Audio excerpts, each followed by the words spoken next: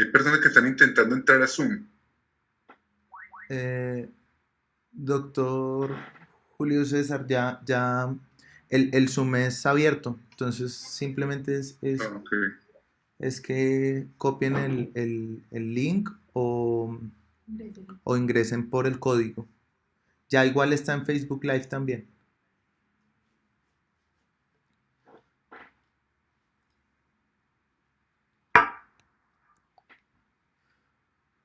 Bueno, doctores Mauricio, Francisco y Julio César, si quieren pueden activar micrófonos y cámara para dar inicio y poder, digamos, como hacer una presentación para la gente.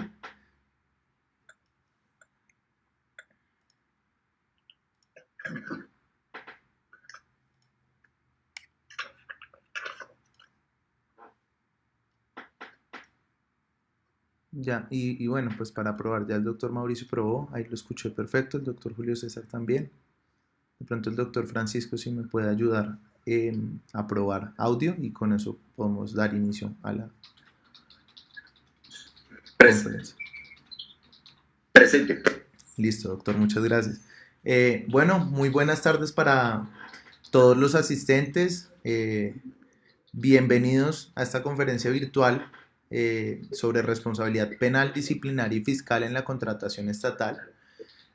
Pues este es un tema que da de qué hablar día a día, sobre todo en las circunstancias en las que nos encontramos como humanidad y que puntualmente pues logramos reunir a tres expertos de primer nivel en estos temas, como lo son el doctor Julio César Cárdenas Uribe, en lo que tiene que ver con el control fiscal, el doctor Francisco Bernate Ochoa en lo que tiene que ver pues con la responsabilidad penal y el doctor Mauricio Rodríguez Tamayo con lo que tiene que ver con la responsabilidad disciplinaria.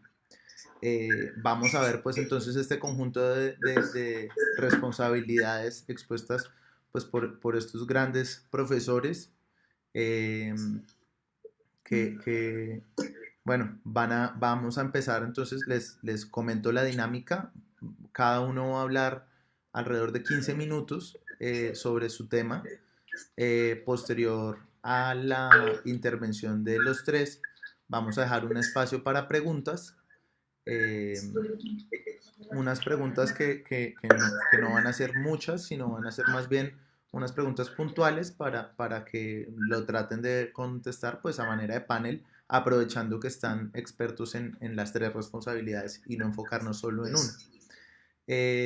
Siendo así, entonces, pues comienzo dándole la palabra al doctor Julio César Cárdenas, quien pues les presento, es abogado especialista en Derecho Administrativo y en Gestión de Entidades Territoriales, tiene maestría en Derecho de la Universidad Externado de Colombia, actualmente cursa materias y es doctorando en Derecho, perdón, de la Universidad de Buenos Aires.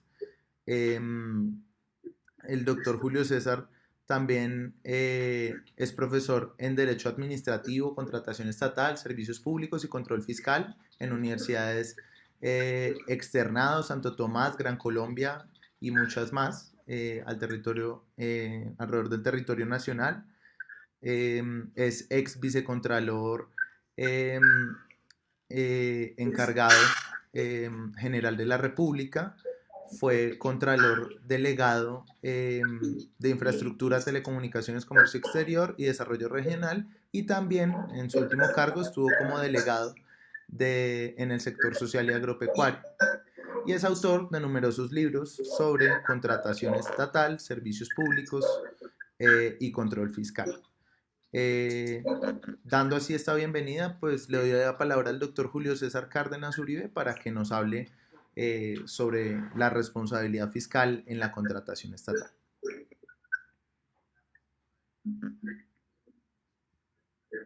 Buenas tardes a todos. Muchas gracias por esta invitación, que es un tema muy importante de lo que está ocurriendo en todo el país, en lo que se ha dado por estas circunstancias de esta pandemia, de este COVID, en el cual los entes de control han entrado a hacer una gran labor, un gran trabajo para ver cómo cuidan y cómo protegen los recursos públicos. En esta etapa en la cual los entes entran con estas grandes facultades, pues genera también para los que están siendo vigilados muchas responsabilidades. Antes de iniciar, pues quiero darle un saludo a los doctores Francisco Bernate y Mauricio Rodríguez, los cuales, como ustedes sabrán, son grandes expertos en el tema de responsabilidad. Los dos son presidentes de diferentes colegios, de abogados penalistas y de colegios de abogados administrativistas, que permanentemente están compartiendo con nosotros mucha información, que están llenando a todo el país de las necesidades que tienen de compartir y de conocer lo que ocurre, ya que este es el único mecanismo con el que cuenta o que contamos ahora, ya que no podemos desplazarnos, no podemos tener otro tipo de actividades ni circunstancias que nos permitan hacer o exponer este tipo de temas. También pues son un tema de responsabilidad y es de gran importancia esta participación en todas las instancias académicas. Un agradecimiento pues a nuestro moderador, al doctor Julián Sánchez, por su gran apoyo en estas conferencias. Quiero iniciar pues hablando de las contralorías, que son tanto general como las territoriales, que realizan una función de vigilancia y fiscalización a las entidades estatales y también a los particulares que administran recursos públicos. Entonces aquí estamos viendo que las entidades de control tienen dos funciones principales. Uno, un tema de vigilancia y dos, un tema de control. Esto nace y se fortalece mucho a partir de la reforma constitucional que se hizo el año pasado en septiembre con el acto legislativo 04. Entonces, en primera medida, la función pública de vigilancia que realiza la Contraloría es un proceso más de observar el manejo del recurso público.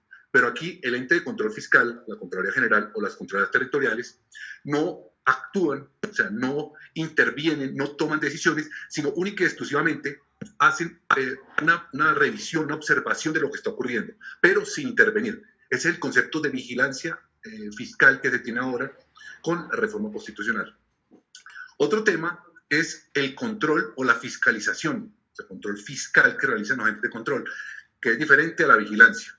Este control aquí ya estoy haciendo es una verificación a lo que realizan mis vigilados. O sea, cómo manejan el recurso público. O sea, si lo hacen no de acuerdo con las normas, si lo hacen no con los principios de la gestión fiscal, si lo hacen de acuerdo con los principios de la función administrativa. Entonces aquí estamos en dos conceptos diferentes que se aplican permanentemente dentro de las actividades de los entes de control fiscal. Uno de vigilancia y otro de control.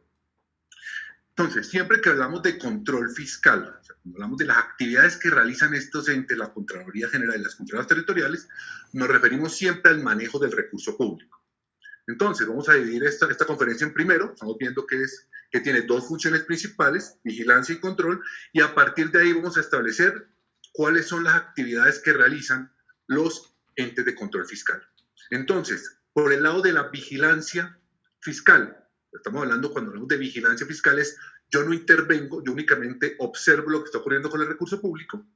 La Contraloría General ha empezado un proceso de modernización y un proceso de fortalecimiento con el cual ha buscado hacerle un seguimiento de forma permanente al manejo del recurso público.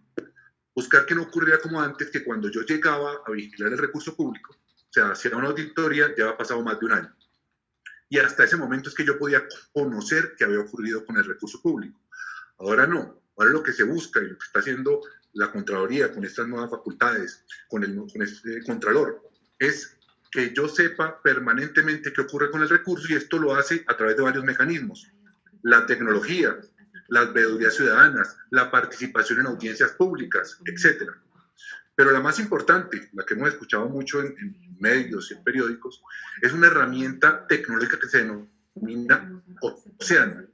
Océano es una central de información contractual que permite conocer en tiempo real quién contrata, a quién se contrata, cómo se contrata y en dónde se contrata. O sea, hablando de vigilancia pública al recurso público, entonces ahí tenemos una gran central de información que tiene al SECOP, que tiene a la registraduría, que tiene toda la información de rendición de cuentas que ya hicieron los vigilados, cámaras de comercio, confecámaras, superintendencias, y a través de inteligencia artificial, del Big Data, minería de datos, toda esa información que tiene es que le permite saber qué ocurre con el recurso público y con esa información empieza o puede actuar.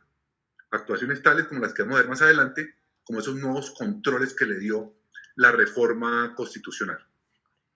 Entonces, vigilancia a la contratación pública, vigilancia fiscal, una gran herramienta que es el Océano, que es una central de información. Y tiene otras herramientas que le colaboran, como las que ya hablamos, de veedurías, trabajo de la mano con oficinas de control interno, participación en audiencia, etc. La segunda, no de vigilancia, sino ya de control fiscal a la contratación. Entonces, ya ahí las competencias se amplían mucho más. Aquí ya no solamente ver qué ocurre con el recurso público, sino la Contraloría entrar y mirar si efectivamente se cumplió y hacer un pronunciamiento sobre la actuación realizada por el gestor fiscal, por esa entidad pública, por el servidor público o ese particular que administra el recurso público. Este control fiscal se realiza o se puede hacer a través o en tres momentos diferentes. Un control preventivo, concomitante o posterior. El control posterior era la regla general, eso cambió ahora.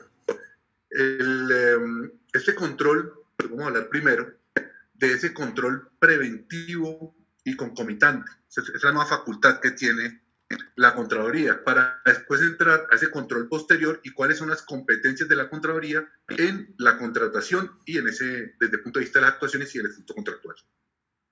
Entonces, la primera facultad es el control preventivo y concomitante. Este control preventivo y concomitante está en cabeza exclusivamente del Contralor General de la República, así está en el decreto Ley 403.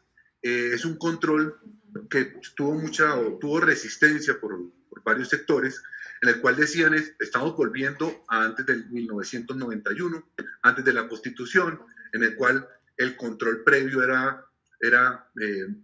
generó mucha corrupción, generó ineficiencias, no queremos que vuelva a ocurrir eso.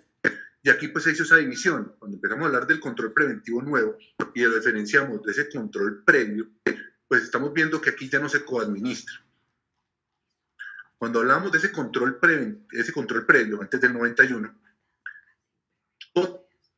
tenía que pasar por manos de la Contraloría. O sea, si iba a salir un contrato, tenía que ser firmado por ellos. Los cheques de pago de nómina los firmaba la Contraloría. El pago del Ministerio de Defensa lo firmaba la Contraloría para poder pagar. Entonces, si no firmaba, se paraba la administración. Ahora, pues este control preventivo es diferente. Es un control que no se realiza de forma excepcional, solo está en cabeza del Contralor General de la República, no coadministra, no es vinculante. O sea, aquí ya hay un cambio fundamental. Y lo que yo hago con este control preventivo es una advertencia, porque va a haber o existe un riesgo de que se pierda un recurso público. Entonces, si la Contraloría General, a través del Contralor General, con todos estos mecanismos que tiene, que yo hablé, como el caso del Océano, observa que hay un riesgo de pérdida de un recurso público, el Contralor General puede sacar una advertencia que se dirige a este funcionario público que está dentro de un proceso que obviamente no ha terminado. Estamos hablando de un control preventivo anterior a que se termine el proceso, y le informa que hay una posibilidad de que haya un riesgo de que haya un daño. Entonces, si esto ocurre, porque hay una posibilidad de que ocurra un daño, la persona recibe esa advertencia, la analiza y no es obligatoria, no es vinculante, lo que hace, revisa la información y continúa con su trámite, le contesta a la Contraloría, pero pues ya queda con la información diciéndole, aquí puede haber un posible riesgo, pero lo hace o lo obligan a revisar lo que ocurre. Ya de forma posterior, la Contraloría entraría con sus funciones de control como normalmente las tiene. Entonces, esto es un cambio fundamental. El control preventivo no es coadministrar, es una advertencia para que no se pierdan los recursos públicos. Está enfocado exclusivamente al tema de los recursos públicos. Si hablamos desde el punto de vista contractual, hablamos desde antes entonces de la liquidación del de que se legalice el contrato, se termina la etapa de planeación, se legaliza el contrato. En esa etapa es que el Contralor podría, hasta ese momento, pues, hacer el control preventivo, porque no se ha tomado ninguna decisión. Entonces el control preventivo es, estamos en la etapa de planeación, por la información que le da, por ejemplo, Océano o las veedurías, observa que se puede dar un daño porque existen sobrecostos, porque no hay unos estudios bien hechos. Entonces, en ese momento puede existir ese control preventivo, esa advertencia. Entonces, saliéndonos de este punto excepcional, porque el control preventivo, como lo he dicho, ese control preventivo es absolutamente excepcional, y nos vamos a la regla general, es el control posterior. Entonces, ya aquí cuando se actúa de forma posterior, ya nos trae una regla el estatuto contractual, la ley 80, y nos dice en qué momentos puede entrar la Contraloría a hacer este control. Y nos lo divide en 3 etapas.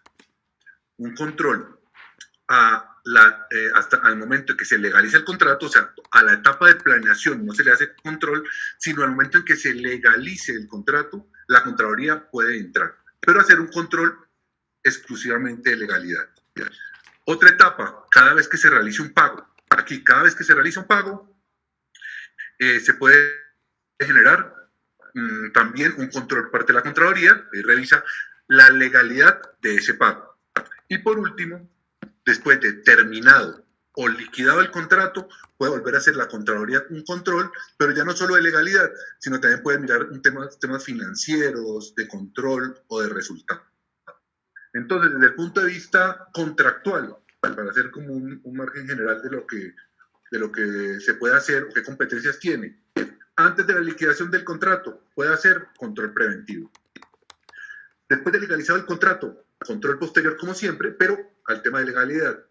En la ejecución del contrato, a cada pago de legalidad y terminado liquidado el contrato, puede hacer un control también de gestión de resultados o financiero. También, ¿qué otra función tiene la Contraloría? Importante en el tema del control. Es este control inmediato que tiene a las urgencias manifiestas. Este es también un control posterior. Es un control que se realiza después de declarado por acto administrativo la urgencia manifiesta y celebrado los contratos de forma obligatoria e inmediata. La Contraloría da un plazo de 3 días, una circular que sacó el señor Contralor, y se le traslada a la Contraloría para que haga un análisis de si la actuación se realizó, es legal o no.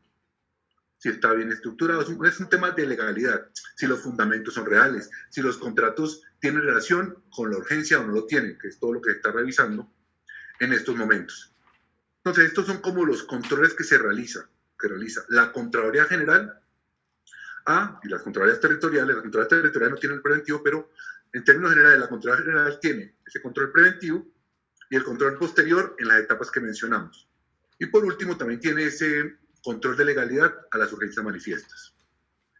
Después de revisado o cómo realizan esta actividad, en el momento que estamos ahora, la DIARI, que es esta oficina que tiene la Contraloría General, esta dirección, que hace todos estos análisis en tiempo real de la información de lo que ocurre en los contratos, solicita, después de que observa un riesgo, solicita la información, la Contraloría entra a hacer los análisis, corrobora la información para determinar si es cierto o no, en estos casos, existencia de sobrecostos, posteriormente en la ejecución, si se entregan los productos, si tienen la cantidad o la calidad de vida de esos productos, y hace unos análisis. Y después de realizados estos análisis, en estos procesos que están realizando, determina si hay un posible daño o si observa un daño. Si se observa este daño, lo que hace es, ahí ya empiezan los traslados a los procesos de responsabilidad fiscal. O si encuentra otro tipo de responsabilidad, también les puede dar traslado a la Fiscalía o a la Procuraduría. Entonces, terminado este análisis y revisado que puede haber un daño, también lo puede revisar de oficio, se inicia un proceso de responsabilidad fiscal. ¿Qué busca este proceso de responsabilidad fiscal? Busca resarcir el patrimonio público por un detrimento causado por un servidor público o un particular que administra recursos públicos. Porque estamos hablando de un proceso de recuperar recursos perdidos. O sea, abre el proceso y en él determina si se realizó un daño al patrimonio público. O sea, la Contraloría, esto no es un tema de sanciones, aquí yo no estoy sancionando a la persona, sino que por el contrario lo que se busca es recuperar los recursos públicos que se perdieron o que se observa que se aminoraron. Por eso, si se logra compensar o recuperar el recurso público en la misma ejecución del contrato, pues se cerraría el proceso de responsabilidad fiscal. Pero aquí estamos hablando de buscar la recuperación de un recurso público y estamos dentro de la ejecución de un contrato y observamos que por a través de un acta o a través de cualquier mecanismo se logra compensar esos recursos, pues no habría razón para continuar con esos valores.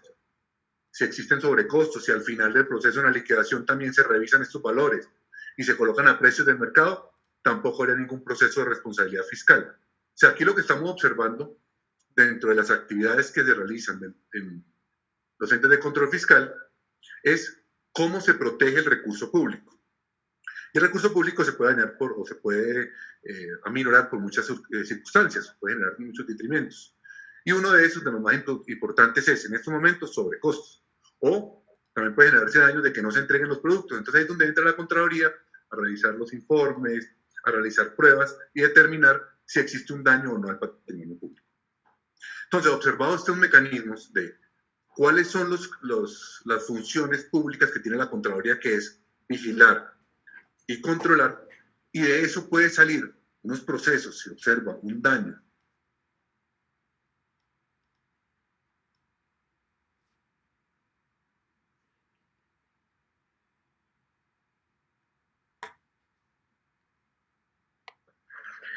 Parece que tenemos una dificultad en la comunicación de parte de Julio César. Julián. Sí, doctor. Que se cayó ya me estoy comunicando con el doctor Cárdenas. Un momentico. Ah, ya, ahí listo. ya está. Ya, ok. ¿En qué parte quedé? Que se me había... ¿En qué parte de la conferencia se me cayó? Estabas en sobrecostos. Estaba justo hablando sobre costos, señoría. Ok. Pues la parte de sobrecostos, pues estaba en proceso de responsabilidad fiscal, qué pena preguntar en el... O alcancé, o ya ha pasado controles. Se me cayó. ¿En responsabilidad fiscal? Sí, señor, en responsabilidad fiscal. Ya había pasado control, sí, señor. Ok. Entonces, dentro del proceso de responsabilidad fiscal, si observamos temas de sobrecostos o tenemos problemas de no entregar las cantidades debidas en la calidad de vida, pues en ese punto es que la Contraloría busca conseguir y recuperar ese daño que se le genera al patrimonio público. Entonces, yo creo que vistos estos aspectos de la responsabilidad y del control fiscal, dividido en las funciones públicas que tiene de vigilancia, que lo hace principalmente a través de las tecnologías y las veedurías, o sea, ¿no? El control fiscal, que lo realiza, como les dije, control preventivo, concomitante y posterior, y que de estas circunstancias, de estos controles que realizan, puede llevar a que si se observa un daño al patrimonio público, se abran procesos de responsabilidad fiscal para que se recuperen estos recursos. O sea, visto ya estos aspectos y estos puntos, pues ya creo que podríamos continuar con los demás panelistas para consolidar el tema de la responsabilidad. Muchas gracias, doctor Julián. Muchas gracias, doctor Julio César. Una exposición bastante completa sobre lo que es la responsabilidad fiscal, pero también concisa. Yo creo entonces que podemos pasar en este momento a la conferencia del doctor Mauricio Fernando. Voy a presentarlo primero, al igual que como lo hice con el doctor Julio César. El doctor Mauricio Rodríguez pues es abogado, especialista en Derecho Administrativo, especialista en Derecho Disciplinario y magíster en Derecho Administrativo, candidato a doctor en Derecho, conjuez de la sección segunda del Consejo de Estado, árbitro del Centro de Arbitraje y Conciliación de la Cámara de Comercio de Bogotá y del Centro de Conciliación y Arbitraje de la Cámara de Comercio de Barranquilla, docente de la especialización de Derecho Administrativo de la Universidad del Rosario y de Contratación Estatal de la Universidad Libre de Barranquilla, autor de numerosos libros, como lo puede ser La acción ejecutiva ante la jurisdicción administrativa, los contratos estatales en Colombia y contratación pública con entidades sin ánimo de lucro. Así las cosas, pues le doy la palabra al doctor Mauricio, quien es también una autoridad en el tema, para que nos hable acerca de la responsabilidad disciplinaria en los contratos estatales. Doctor Mauricio, por favor. Muchas gracias, doctor Julián. Agradecer, por supuesto, al doctor Julio César Cárdenas, quien tuvo la iniciativa de convocarnos a este panel para tocar un tema de muchísima importancia, como lo es hoy la responsabilidad derivada de la contratación estatal. A saludar, por supuesto, al doctor Francisco Bernate, que también nos acompaña, y a todas esas personas que muy interesadas en estos asuntos hoy nos están siguiendo a través de esta transmisión en vivo. para estudiar un tema tan importante, tan delicado y tan álgido como es la responsabilidad derivada para los servidores públicos que intervienen dentro de la actividad contractual del Estado. Hoy me ha sido encomendada la tarea de hablar precisamente de la responsabilidad disciplinaria que se deriva del ejercicio de esa función administrativa contractual. Dos precisiones que son fundamentales antes de entrar a hablar en la materia y lógicamente abrir el panel de preguntas en las que todos, por supuesto, pueden intervenir y vamos a hablar. El derecho disciplinario, como lo vengo sosteniendo desde hace muchas charlas, el derecho disciplinario es un policía, es un sistema de control que busca fundamentalmente que el ejercicio de las funciones administrativas de carácter contractual que despliega el Estado para suplir sus necesidades se ajuste precisamente al cumplimiento de esos principios y a esas reglas que rigen el ejercicio de esa actividad. Por lo tanto, eso es lo que se protege con el derecho disciplinario. El derecho disciplinario lo que protege es la función pública y que los servidores públicos que tienen competencias en materia contractual nunca pierdan de vista que el ejercicio de esa actividad para ellos se traduce en el cumplimiento de unos deberes funcionales. Al derecho disciplinario lo que le interesa también es que los servidores públicos cumplan con sus deberes funcionales. ¿Dónde están esos deberes funcionales? Están en la Constitución, están en la ley, están en el manual de funciones respectivos y en otros instrumentos que al final terminan de complementar lo que denominamos el universo de los deberes funcionales. Pero cuando estamos en presencia del ejercicio de la actividad contractual, tenemos que comprender que los deberes funcionales son muchísimos. Hay autores que han hablado, como el doctor Iván Darío Gómez Lee, el profesor Carlos Arturo Gómez Pabelló, el profesor Alberto Morales Támara, han dicho que en materia contractual hay más o menos 4.000 deberes funcionales.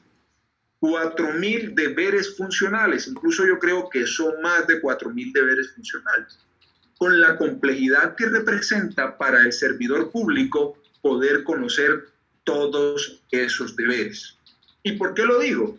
Porque una de las grandes dificultades que representa para el derecho disciplinario y para los servidores públicos es precisamente conocer todo ese régimen complejo de deberes y de normas.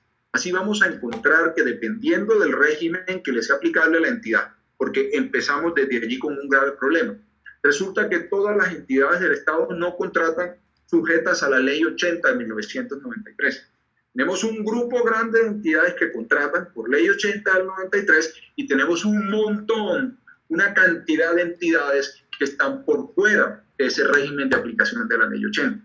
Y por lo tanto, el primer desafío que tiene el servidor público que ejerce la función administrativa contractual, pero también la mayor responsabilidad que tiene el operador disciplinario cuando juzga un comportamiento de un servidor público en materia contractual, es poder identificar cuáles son los principios y cuáles son las reglas que se aplican a esa actividad.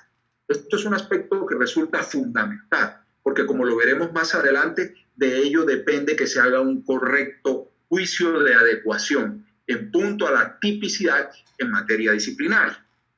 Pero cuando ya identificamos cuál es el régimen aplicable, encontramos que en materia contractual hay muchísimas reglas.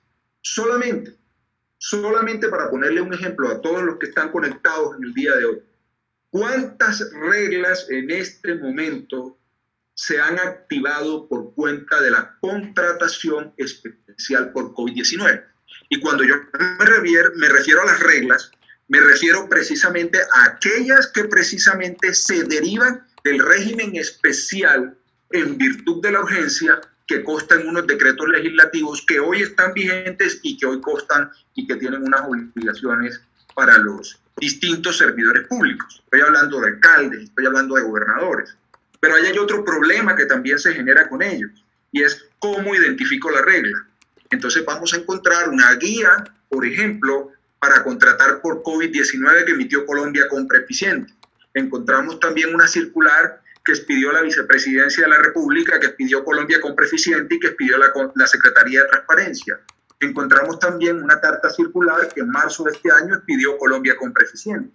Encontramos también una directiva, la directiva número 16 del 22 de abril, que expidió el señor Procurador General de la Nación, y en virtud del cual precisamente se establecieron unas obligaciones y unos deberes para los servidores públicos. Entonces ahí hay un punto fundamental. Finalmente, ¿cuáles son esas reglas? El conocimiento de esas reglas. Y por supuesto que eso está generando muchas preocupaciones, muchas angustias y muchas preguntas sin responder. Ya cuando nosotros aterrizamos concretamente en la materia disciplinaria, vamos a encontrar que la regla general en materia disciplinaria es que la mayoría de las faltas disciplinarias que surgen de la actividad contractual perfectamente pueden encuadrar dentro del capítulo de las faltas gravísimas que hoy contiene la Ley 734 del año 2002, vigente hasta el 1 de julio del próximo año, cuando entre en vigencia hasta ahora el Código General Disciplinario, que es la Ley 1952 del año 2019. En este momento entonces, y con base en esta contratación de urgencia, hay 3 faltas disciplinarias gravísimas que están como muy vigentes en la actividad de los servidores públicos. ¿Cuáles? La primera, intervenir en la fase de tramitación, de celebración de los contratos estatales con violación a los principios que rigen la contratación estatal. La segunda, también, algo muy difícil, que también se ha vuelto problemático en esta materia, tiene que ver con las labores que tienen que cumplir los interventores y los supervisores. No pierdan de vista que aunque los órganos de control están muy atentos a la manera en cómo están contratando las entidades, también tenemos que tener muy en claro que hay que estar muy al tanto de lo que está ocurriendo y de lo que va ocurriendo en la fase de ejecución del contrato. Y hay una tercera falta disciplinaria también gravísima, que por fortuna creo yo, por lo menos a la luz de la urgencia manifiesta que se ha declarado por cuenta del COVID, que está relacionada con los motivos o no para declarar la urgencia manifiesta. En este punto quiero hacer una reflexión muy rápida. Creo que el criterio que tiene que aplicarse por parte de la Procuraduría, por lo menos el punto, establecer si se daban o no los motivos para declarar la urgencia manifiesta, para juzgar el comportamiento disciplinario de un servidor público, es un asunto que ya queda decantado. Cuando yo digo por qué queda decantado, me refiero concretamente al hecho de que es un decreto legislativo, en este caso, en su momento el primero fue el decreto 440 y ahora es el decreto 537 del año 2020, el decreto legislativo, el que precisamente señaló que se daban los motivos precisamente para que se declarara la urgencia manifiesta. Concretamente quiero hacer relación muy rápidamente a un pronunciamiento que hizo la Procuraduría General de la Nación hace muy poco, un fallo disciplinario en segunda instancia del 23 de enero del año 2018 de la Sala Disciplinaria de la Procuraduría General de la Nación, donde fundamentalmente la Procuraduría señaló que ese control posterior que hacen los órganos de control fiscal a esa contratación de urgencia manifiesta resulta vinculante de alguna manera para el operador disciplinario. Obviamente, también es muy importante que no perdamos de vista lo que les acababa de decir hace un rato. Es directamente el decreto legislativo 537 que hoy está vigente y que lo estará hasta el próximo 31 de agosto, el que señala que se daban los motivos para declarar la urgencia manifiesta. Así que esa falta gravísima en la que eventualmente podrían incurrir los servidores públicos que declararon la urgencia manifiesta por cuenta de esa declaratoria, a mi modo de ver, no tendría aplicación, por lo menos por cuenta de esta urgencia derivada del COVID-19, y no lo tendría precisamente, repito, porque el decreto legislativo 537 del año 2020 señaló que se daban los motivos, que se declaraban con carácter legal los motivos para declarar esa urgencia manifiesta. Entonces, desde el momento mismo en que se hace la estructura misma de la discusión de cómo opera el derecho disciplinario, es fundamental que nosotros tengamos claro que hay unos deberes funcionales que se derivan para los servidores públicos dependiendo de cada una de las etapas del proceso de contratación. Los deberes que se derivan de la fase de planeación son muy distintos a los que se derivan de la fase precontractual o el momento en que efectivamente se hace la escogencia de ese contratista. De la misma manera, otros son los deberes que surgen a partir del momento en que se celebra, que comienza la ejecución del contrato y luego cuando se liquida efectivamente el contrato. Más hoy en día, donde efectivamente la Procuraduría General de la Nación y los órganos que tienen competencia en materia disciplinaria, como lo son las personerías, como son las oficinas de control interno disciplinaria, en lo que tiene que ver con la administración pública, no estoy incluyendo el derecho disciplinario de los abogados, ni tampoco estoy incluyendo el derecho disciplinario de los funcionarios judiciales. Hay que tener claro que a partir de esa determinación muy concreta de cómo opera esa responsabilidad disciplinaria, sigue siendo fundamental identificar muy bien cuáles son las normas que le aplican a la respectiva contratación estatal. Y me refiero concretamente a los regímenes especiales de contratación. El régimen especial de Ley 80 y el régimen especial exceptuado, o como ocurre en algunos casos, el régimen especial que se sujeta por completo a las normas del derecho privado. Otro aspecto que también ha generado unas discusiones importantes, por lo menos desde el punto de vista de la responsabilidad disciplinaria que se deriva para los servidores públicos en esta actividad, tiene que ver precisamente con el cumplimiento de ciertos deberes en la fase de planeación y en la fase de selección del contratista cuando estamos bajo urgencia manifiesta. Yo comprendo que muchos son los deberes y muchas son las obligaciones, pero en el día de hoy quisiera, de verdad, referirme concretamente a la responsabilidad disciplinaria que surge por cuenta o que podría surgir por cuenta de la contratación por urgencia manifiesta. Partamos de la base de que la urgencia manifiesta es un sistema que permite contratar de manera directa, incluso verbalmente, pero también, como lo ha dicho la jurisprudencia del Consejo de Estado, la responsabilidad que tiene la administración pública no implica que ella se libere del cumplimiento de algunos deberes que son esenciales y que son básicos, sin que podamos desconocer que aún en urgencia manifiesta hay una previsión normativa especial del decreto reglamentario 1082 del año 2015 que señala categóricamente que aún en urgencia las entidades no tienen la obligación de elaborar los estudios y documentos previos. La jurisprudencia incluso ha ido más allá. Cuando me refiero a la jurisprudencia de la sección tercera. El Consejo de Estado no ha sido tímico incluso en señalar que en circunstancias de urgencia manifiesta es posible incluso en determinados momentos que se obvie toda la fase de planeación y toda la etapa precontractual, dependiendo de las condiciones que se den, por supuesto, en cada caso concreto.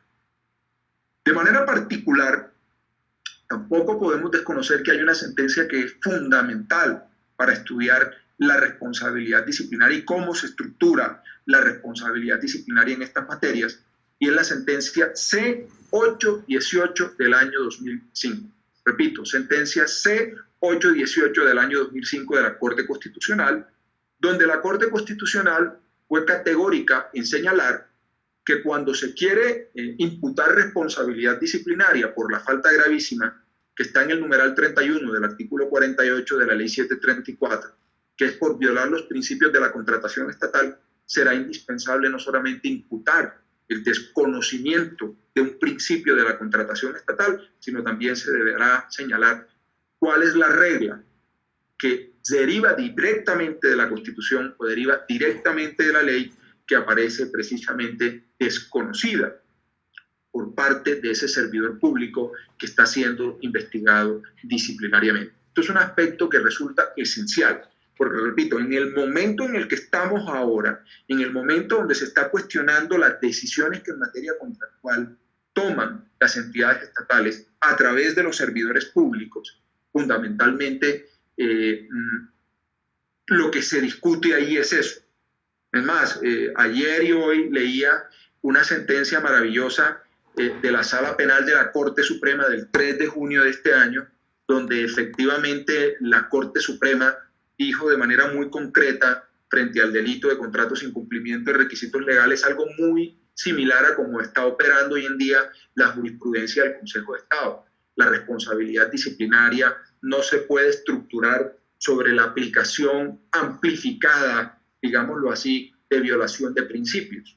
Es absolutamente indispensable, además, de que la responsabilidad disciplinaria se estructure sobre la base de un desconocimiento de un principio y de un desconocimiento también de una regla.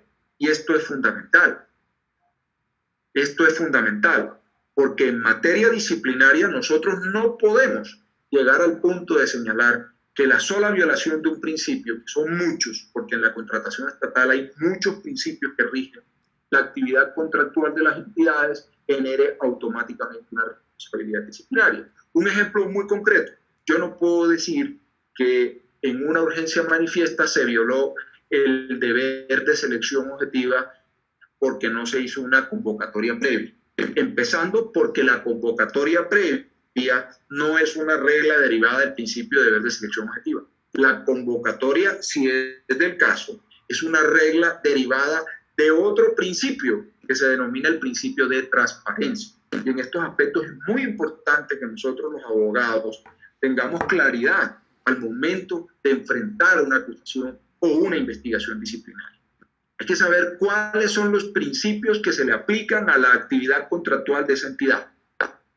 A partir de allí yo tengo que saber cuáles son los aplicables. Y de hecho la jurisprudencia del Consejo de Estado en los últimos años, a partir de una decisión del 25 de enero del 2018, anuló una sanción disciplinaria con ponencia del magistrado el doctor Gabriel Balbuena Hernández, anuló una sanción disciplinaria que se colocó en contra de una funcionaria porque el operador disciplinario le aplicó unas reglas de ley 80 a un convenio, cuando las reglas que tenía que aplicar eran las del entonces vigente decreto 777 del año 92. Y estoy seguro que ese tipo de circunstancias se van a repetir. ¿Cuándo?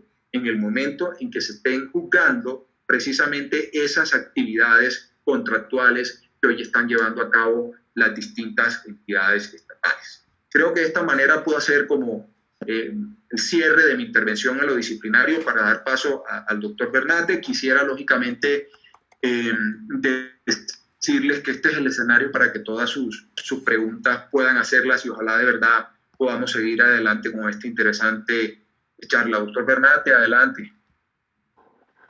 Bueno, doctor Mauricio, lo primero, darle la palabra a nuestro moderador, el doctor Julián. Me entusiasma mucho al oírlo, entonces vamos a seguir el protocolo como corresponde. Bueno, doctor Julián Sánchez, tiene usted el uso de la palabra. Muchas gracias, doctor Bernate. Por aquí, antes quisiera como hacer un aviso parroquial y aprovechando que acá están los dos como atentos. Yo esta conferencia la estamos grabando. Les quería preguntar a ustedes, porque los asistentes me están preguntando a dónde va a estar subida. Esto pues va a estar subido a la página del doctor Julio César, pero no sé si también ustedes estimen conveniente de pronto poner a disposición los colegios de abogados que ustedes presiden para compartirla. Yo con todo gusto pues les compartiré obviamente esta grabación o en sus páginas. Ustedes, pues quisiera primero que ustedes dieran pues el ok para yo poder dar esa información.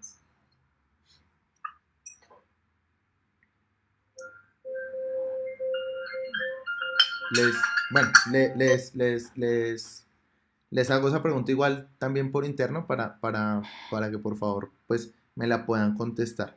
Entonces, para seguir con esta dinámica, seguimos entonces pues con el doctor Francisco Bernate Ochoa.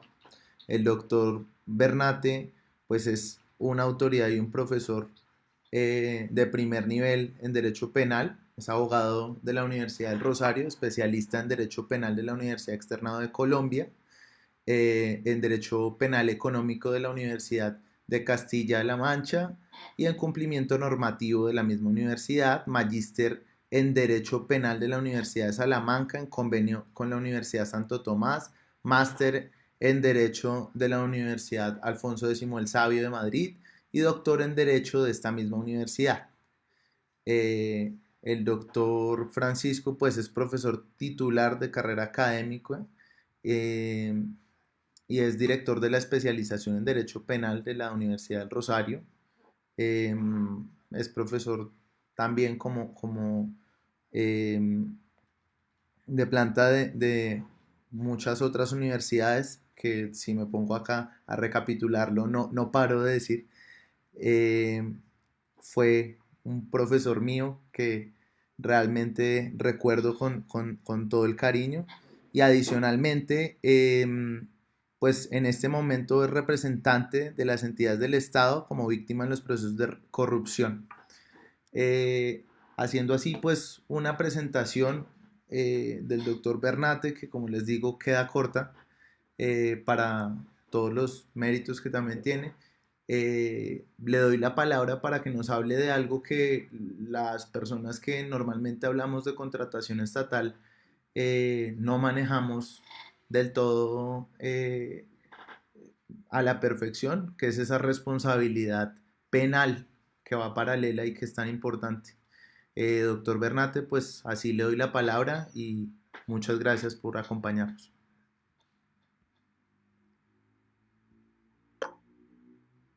Bueno, pues lo primero, doctor Julián Sánchez, muchísimas gracias por tanta generosidad en sus palabras absolutamente inmerecidas. Muchísimas gracias. Y para mí, pues es un honor, es un privilegio, pero por sobre todo es una inmensa responsabilidad estar en este importante auditorio representando al Colegio de Abogados Penalistas de Colombia, que me tienen el orgullo de ser su presidente en la actualidad, de compartir con el doctor Mauricio esta inmensa responsabilidad.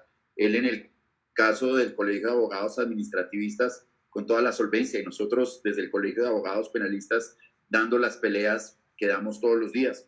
Lo segundo es precisamente manifestar una mención especial de respeto, de admiración por la gestión que ha hecho el doctor Mauricio al frente del Colegio de Abogados Administrativistas, pero por sobre todo la importancia que tienen aquellas personas que, como el doctor Mauricio, saben reconocer la gestión de nuestros grandes maestros. Y yo debo manifestarle, doctor Mauricio, que me conmovió inmensamente el que el primer acto del Colegio de Abogados Administrativistas hubiera sido un homenaje al doctor Gabriel de Vega Pinzón. Eso no tiene nombre para quienes fuimos sus estudiantes, sus discípulos, sus amigos, y lo extrañamos todos los días, nos conmovimos muchísimo. Yo quiero transmitirle el agradecimiento y todo el respeto por esa gestión increíble que está haciendo el Colegio de Abogados Administrativistas, y juntos, siempre, a partir de hoy y para siempre, penalistas y administrativistas dando las luchas que hay que dar. Agradecer al doctor Julio César por este maravilloso evento, por darme la oportunidad de estar al lado de ustedes, a todos los asistentes que nos van a ver en este momento en directo o quienes lo harán con posterioridad. Y vamos a entrar de una vez en la materia porque es difícil aguardar el debate que va a estar muy importante y con muchas temáticas más cuando hoy en día, ya lo decía el doctor Sánchez, el doctor Julián en su presentación, lo administrativo, es decir, lo fiscal y lo disciplinario y lo penal van de la mano. En las universidades se enseña que son responsabilidades diferentes y se teoriza al respecto, pero pues ¿qué siente uno cuando ve a las tres cabezas de cada uno de estos entes en una política unificada? Tal vez desde lo administrativo no le vean ningún problema ello, pero yo les recuerdo que la Procuraduría y la Contraloría son partes del proceso penal, que no deben estar aliados del ente persecutor. Cada uno tiene un rol y cada uno tiene unas responsabilidades. Por lo menos al interior del proceso penal eso no se ve muy bien. Vamos a hablar de la celebración indebida de contratos, porque es que la celebración indebida de contratos es el género. A veces pensamos que la celebración indebida de contratos es un delito. No, la celebración indebida de contratos es el género, que tiene 4 tipologías en particular. Y lo primero que hay que señalar, y es un punto del doctor Mauricio, pues en su exposición ya lo dejó muy bien desarrollado, y es una cuestión paradójica. Y es que la responsabilidad penal en materia de la celebración indebida de contratos protege y tutela la correcta marcha de la administración pública, el cumplimiento de los fines establecidos en el preámbulo de los artículos primero, segundo y sobre todo 209 de nuestra Constitución Política, que habla básicamente de la satisfacción de las necesidades colectivas. Sin embargo, para que se penalicen, para que sean punibles los delitos de celebración indebida de contratos, no se requiere que haya un detrimento patrimonial, pues conforme lo establece el derecho colombiano en la actualidad, son delitos de infracción a deber. Es decir, usted como funcionario público en la contratación tiene unos deberes, de manera que no vienen a lugar discusiones sobre si se afectó o no el patrimonio público, ello es indiferente. Y eso ha conducido a un fenómeno perverso en el derecho penal colombiano, que es que el derecho penal en la contratación estatal se ha convertido en una variante más del derecho disciplinario, solo que no tiene inhabilitación y destitución, sino que tiene cárcel. Pero la realidad es que cada vez más se flexibilizan los criterios de interpretación y cada vez más hablamos de la mera infracción de un deber. Sin embargo, la Convención Interamericana contra la Corrupción, que es ley de la República en Colombia, y que debe guiar la interpretación y que de alguna forma ha ido entrando en la jurisprudencia de la Corte Suprema de Justicia, señala que no, que los delitos de celebración indebida de contratos son asuntos disciplinarios. Cuando simplemente, como lo decía el doctor Mauricio, se inobserve el cumplimiento de una norma, se violen los principios de la contratación o lo que sea, pero que solo habrá de penalizarse uno de estos delitos cuando se verifique la existencia de un hecho de corrupción. Cuando esa conducta del servidor público en la que se desconoce una norma entrañe no solo el desconocimiento de los principios de la función pública, sino la búsqueda de un beneficio indebido para sí o para un tercero en detrimento de lo público. Solo en ese sentido se puede penalizar un comportamiento y así lo establece la Convención Interamericana contra la Corrupción. Y en eso los avances ya comienzan a verse en nuestra jurisprudencia. ¿Cómo lo vamos a ver? El segundo, entonces vamos a dejar claro eso. El debate sobre si hay un perjuicio para la entidad o algo así, puede que incluso haya habido un beneficio para la entidad y puede darse el delito de celebración indebida de contratos. ¿Quiénes son los sujetos del delito de celebración indebida de contratos? El delito lo comete el servidor público. El servidor público, segundo, es decir, aquella persona que tiene una vinculación con el Estado, una vinculación que puede ser jurídica, porque es un funcionario, empleado público o trabajador oficial, cualquiera de las dos, pero además que legalmente tiene la facultad para contratar, ¿vale? Que legalmente tiene en su cabeza o su cargo o su función tiene la responsabilidad de contratar. Y en este sentido, el debate jurídico penal hoy en día en Colombia atraviesa sobre la responsabilidad penal que recae sobre los interventores, asesores, consultores y sobre todo los contratistas. Aspecto en el que los artículos 53 y siguientes de la Ley 80 son lo suficientemente claros al señalar que son servidores públicos para efectos penales. Sin embargo, esas disposiciones de la Ley 80 del 93 fueron derogadas por el Código Penal y hoy en día solamente se reputará como servidor público para efectos penales aquella persona que siendo interventor, contratista, asesor o consultor se le ha delegado una función pública esencial. Es decir, que puede vincular jurídicamente al Estado, que puede obligar al Estado. En este sentido, el contratista, cuando en el objeto del contrato vemos apoyar, aunar esfuerzos, proyectar, asesorar, esa persona no es un servidor público para efectos penales, ni tampoco lo es el asesor o el consultor, sí, el interventor, cuya voluntad, por supuesto, expresa la voluntad de la administración pública. Entonces, el objeto del contrato, por ejemplo, en el contrato de obra nunca se será servidor público. El contratista en el contrato de obra nunca es servidor público que se apropió del anticipo, comete el delito de abuso de confianza calificado y no el de peculado. Miremos el debate más interesante que se da hoy en día en esta materia, la delegación contractual. Yo asumo como alcalde en un municipio y lo primero que hago como director en una entidad es delegar la contratación, precisamente porque no me quiero ir preso. Entonces nos preguntamos qué pasa con el delegante en asuntos de responsabilidad. Desafortunadamente, la jurisprudencia de nuestra Corte Suprema de Justicia ha sido desconocedora de ese acto de delegación. Mas, sin embargo, desde el derecho penal, su teoría, su estado actual como ciencia, es evidente que está delegando la responsabilidad penal también. La responsabilidad penal también se puede delegar.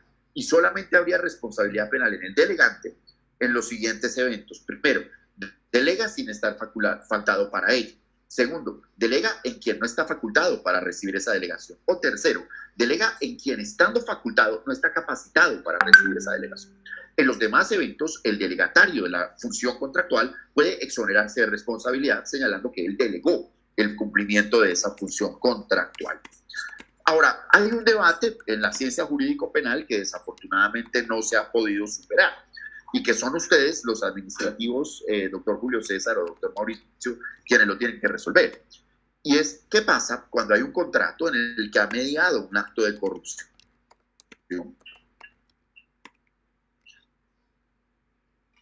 ¿Cierto? Que cuando hay un hecho de corrupción, el contrato tiene causa ilícita, porque la administración expresa una voluntad de forma viciada o hay falta de consentimiento y lo anulan inmediatamente. Eso nos ha generado un trato donde hay corrupción, entonces hay peculado. Si yo, por ejemplo, recibí un soborno para que se construyera una obra, pero la obra se construyó y la plata que se pagó por la obra efectivamente la ven los ciudadanos en una carretera. Siempre que hay celebración indebida de contratos, hay peculado por apropiación a favor de terceros. ¿Qué sucede, doctores, cuando, por ejemplo, yo celebro un contrato con un acto de corrupción, pero lo cumplo? Afortunadamente, la jurisprudencia de la Corte Suprema de Justicia en estos momentos está totalmente variando para señalar, no, momentico, una cosa es que haya un hecho de corrupción, una cosa es que el contrato se haya adjudicado gracias a que hay corrupción, pero otra cosa muy diferente es el pago de esos dineros. Si la obra se cumplió, pues la obra se cumplió, no hay peculado. Si las cosas se entregaron, pues no hay peculado. Esos dos delitos no tienen que ir siempre aparejados. Y ese es un aspecto muy importante. Y sobre todo, que en materia penal, en aquellos eventos en que haya un delito de corrupción y el funcionario quiera hacer algún tipo de acuerdo, pues se dice que debe reintegrar el valor de lo apropiado. ¡Qué vergüenza! Cómo los penalistas están interpretando el valor de lo apropiado como el monto del contrato. Entonces, para poder hacer un acuerdo con la fiscalía y que no haya impunidad, al pobre no, al delincuente le toca pagar el contrato generando un enriquecimiento ilícito para la administración. Entonces, esa concurrencia del peculado y la celebración es algo que en la jurisprudencia del Consejo de Estado ha conllevado a esos escenarios, donde ustedes dicen, siempre que hay corrupción, el contrato es nulo. No, un momentico, pero ¿y si la obra se prestó, si la obra se cumplió, qué hacemos con esos recursos? ¿Podría eventualmente el contratista pedir que se le pague la totalidad del contrato, aun cuando hubo un caso de corrupción? Este es un debate muy interesante. Pero muy bien. Miremos las tipologías. Las tipologías penales son 4. Violación del régimen legal de inhabilidades o incompatibilidades. Muy sencillo. El servidor público contrata con una persona que está inhabilitada o contratista el contratista y el contratante están en una situación de incompatibilidad. Primero, este delito es de carácter doloso. Debe ser conocida la inhabilidad, debe ser conocida la incompatibilidad. Segundo, muy importante este punto, no requiere que haya un detrimento para la función pública. Es el solo hecho de intervenir en la fase precontractual, que nosotros la llamamos tramitación, aprobación y celebración del contrato, con una inhabilidad o incompatibilidad. Tercero, no aplica para todo lo que viene del contrato con posterioridad a su celebración. Cuando se firma el contrato, fenece este delito. Es decir, yo puedo liquidar un contrato estando en una circunstancia de inhabilidad o de incompatibilidad o participar en la ejecución del contrato. Esto tendrá sus dificultades, pero muy bien. Ahora, cuidado aquí. El contratante no es un auditor. Si el contratista nos presenta unos documentos en los que consta que no está inhabilitado, yo puedo confiar en eso. A mí no me van a poner en la responsabilidad penal a exigirme el papel de auditor, ir y verificar todos los papeles que el señor me presentó. Mucho cuidado ahí. Adicionalmente, segundo, tenemos el interés indebido en la celebración del contrato, donde el funcionario público en cualquier fase del contrato se interesa indebidamente.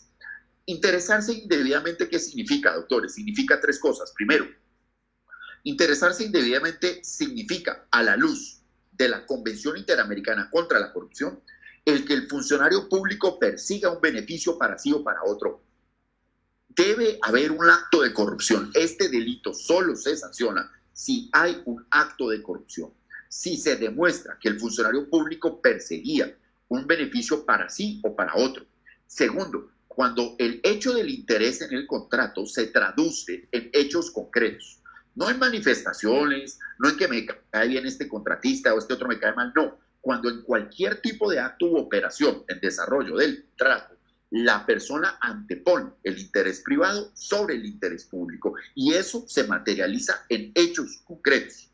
Ese es el interés indebido en la celebración de contratos.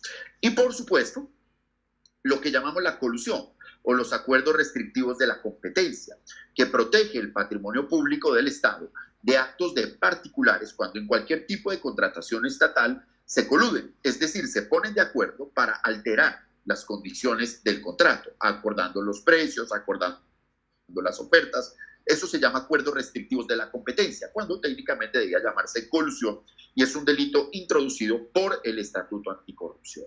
Pero dejé de último, precisamente por la antesala que hizo el doctor Mauricio, el delito de contrato sin cumplimiento de los requisitos legales. ¿Por qué? Porque es un delito que aparece en la Ley 80 del año 1993, pero el derecho administrativo no ha definido qué significa eso de los requisitos legales esenciales. Nosotros los penalistas hablamos aquí de tipos penales en blanco, aquellos en los que el intérprete debe acudir a otra norma para que le diga cuáles son esos requisitos legales esenciales. Entonces, desde el año 93 hasta el año 2007, dijimos que los requisitos legales esenciales eran básicamente capacidad, consentimiento, objeto y causa ilícita, para reducir el delito de celebración indebida de contratos en esta modalidad a aquellos eventos en los que debía hacerse una licitación y se tramitaba por contratación directa. Eso era. En el año 2007 nuestra jurisprudencia toma un vuelco peligrosísimo, y es que señala que este delito se comete cuando se infringen los principios de la contratación estatal. Es decir, aquellos preceptos contenidos en el artículo 2 de la Ley 83. Bien lo decía el doctor Mauricio, los principios que rigen la contratación, o en general, los principios se aplican en ausencia de regla. Y segundo, la interpretación de los principios es totalmente subjetiva. Lo que para el doctor Mauricio puede ser una violación del principio de planeación, para mí puede serlo. Para el doctor Cárdenas el principio de economía es una cosa y para mí es otra. Nos apoyamos en la jurisprudencia del Consejo de Estado desconociendo que eso se hizo para un caso particular y que la jurisprudencia es para el caso administrativo, no para el caso penal. Por eso, entonces, llegamos al punto al que hace referencia el doctor Mauricio, que con toda la solvencia nos contó de la sentencia 52768 del 3 de junio del año 2020. Esta sentencia, y con esto termino, marca un hito. Estamos hoy en este foro en la mitad de un hecho jurídicamente relevante, por decirlo así. Porque este es un caso donde un concejal, donde el presidente del consejo de un municipio de Colombia compra un computador y lo que hace es que, pues básicamente, se lo compra a una persona y paga 5 millones de pesos. Con posterioridad se realiza una investigación donde la Fiscalía General de la Nación, en este como en todos los casos, es que manda a un investigador a que vaya y pregunte en un almacén cuánto vale eso y a partir de ahí deduce que hubo un sobrecosto. Entonces el investigador fue a un almacén y preguntó cuánto vale ese computador y le dijeron vale tanto y dijeron no, aquí hay un sobrecosto. Se le imputó peculado por apropiación. Pero adicionalmente el que no se haya contado con esas ofertas previas se entendió como un requisito legal esencial. Esta persona, hay que decirlo, fue condenada por estos dos delitos. Y afortunadamente el contratista pues le prescribió el delito en la mitad y por eso se salvó del carcelazo. Pero la Corte Suprema de Justicia aquí va a trazar dos precedentes. Primero, eso de pedir cotizaciones es una vagabundería. Esa no es la forma en que usted estructura un delito de peculado. Eso es una risa, eso es un chiste. Esa es la demostración de la carencia de una verdadera investigación en Colombia. Nuestra Corte Suprema de Justicia lo que dice es que a fin de determinar si hay sobrecostos o no, debe acudirse a métodos en los que se indague cuál es la realidad en ese momento. Porque es que lo que aquí hicieron fue 5 años después ir a preguntar. No, acudiéndose a elementos como la revista motor, acudiendo a otro tipo de elementos, pero donde debe tenerse en cuenta un elemento técnico. Eso no es mandar a un investigador a ir a preguntar a un almacén cuánto vale un computador. Debe haber un análisis pericial, un análisis técnico y en lo posible donde converjan varias opiniones al momento en que se realizó la compra para verificar si hay sobrecostos o no. De manera que concluye nuestra Corte Suprema de Justicia que aquí no hubo ningún sobrecosto porque no lograron probarlo. Y más o menos lo que dice es que eso es una sinvergüencería, lo que hicieron de mandar a un investigador. Pero desafortunadamente eso es lo que se hace en Colombia. Y en segundo lugar, dice, bueno, un momentico, no contaba con unos oferentes y entonces según eso violó el principio de transparencia. Y el cambio es precisamente el que dice el doctor Mauricio, es que el derecho penal no sanciona la inobservancia de principios. principios. El derecho penal sanciona la inobservancia de normas que tienen una trascendencia jurídica. Y por eso nuestra Corte Suprema de Justicia dice, no señor, no es que usted diga de forma etérea que se violó un principio, es que si quiere que se viole el principio, bien, pero debe desde la imputación quedar claro cuál fue la norma que se transgredió en el estatuto contractual. Pero además de que deben demostrarme cuál fue la norma contractual que yo transgredí, deben demostrarme en un proceso penal por estos delitos que esa transgresión es relevante. Porque nuestra Corte Suprema de Justicia, y ello generará, sin lugar a dudas, la revisión de un sinnúmero de casos, da unas tipologías diciendo, mire, aquí claramente no se da este delito, como cuando, por ejemplo, cosas que pasan todos los días, y qué tristeza que haya gente en la cárcel por eso. Cuando la factura no tiene los requisitos de la factura que presentó, por supuesto, el contratista. Cuando no se halló la licencia de importación de los computadores, eso no es ningún requisito legal esencial. Cuando no se verifica que el contratista está en el registro único de proponentes, cuando no se prestan las garantías, es decir, la celebración indebida de contratos en la modalidad de la violación del contrato sin cumplimiento de requisitos legales esenciales, empieza a partir del 3 de junio una regresión a su lugar de origen. Y es que no es violar una norma cualquiera, es básicamente una transgresión a una norma que se concreta o se materializa, ahora sí, en un daño a la función pública entendida en clave de corrupción. Vamos para allá, seguramente hacia allá vamos. Pero esta jurisprudencia marca un hito. Al final del día, este concejal fue absuelto, con un llamado de atención y con un precedente maravilloso. De manera que son muchos los desafíos y reitero el agradecimiento y mis respetos para el organizador de este evento, para el magnífico moderador que tenemos, pero sobre todo un abrazo muy grande a los amigos del Colegio de Abogados Administrativistas, una felicitación y a partir de ahora espero que trabajemos juntos en nuestras causas, cada uno desde sus orillas. Muchísimas gracias. Muchas gracias, doctor Francisco. Una exposición supremamente interesante sobre todo lo que pues, es esta responsabilidad penal, que como lo decía antes de su intervención, para algunos de nosotros es complicada desde el punto de vista simplemente de hablar de contratación estatal. Es complicada porque pues, la misma especialidad lo va cerrando a uno a esas miras hasta que no tiene, digamos, como ese tipo de problemas, ya que se van tan hondos. Hemos tenido un poco de inconvenientes con la red con el doctor Julio César. Estoy tratando de linkearlo nuevamente, pero no obstante, si les parece, voy a irles formulando preguntas a ustedes dos, al doctor Mauricio y al doctor Francisco, para pues hacer nuestra dinámica como la veníamos planteando. Puntualmente, la primera pregunta que tengo por acá la plantean al doctor Mauricio y nos preguntan: ¿los contratistas que hacen apoyo de supervisión son sujetos de responsabilidad disciplinaria o únicamente lo son los funcionarios de planta?